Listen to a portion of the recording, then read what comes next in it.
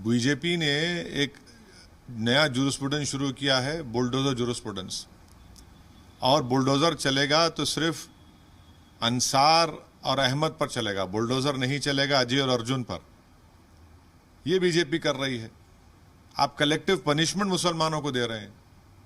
तो आप भाई किसी के दुकान को तोड़कर जो दिन में 500,000 रुपये कमा लेते हैं, उनको आप अपने रोजगार से महरूम करके, उनको गुर्बत में और मुब्तला करके, सारी दुनिया नज़ारे देख रही कि एक बेटा अपनी बाप की दुकान पर जिस पर फ्रूट जूस के पैकेट बेचता था, वो टेट्रा के पैकेट को उठा रहा है, चवन्नियों को, पैसों को चुन रहा है।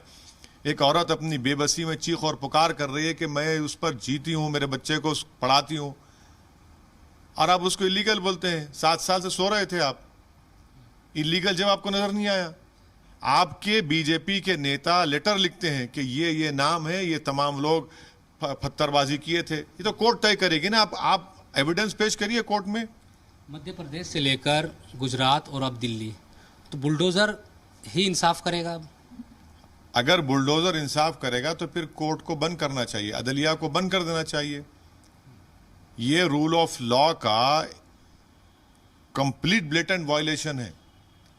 आप कैसे कोर्ट के मामलात में मुदाखलत करेंगे? आप होते कौन है किसी को क्रिमिनल करार देने वाले? आपकी नाहिली की वजह से वो जुलूस निकलता है बगैर परमिशन के, तो कितनों को आपने उनके घर पर बुलडोजर चलाया।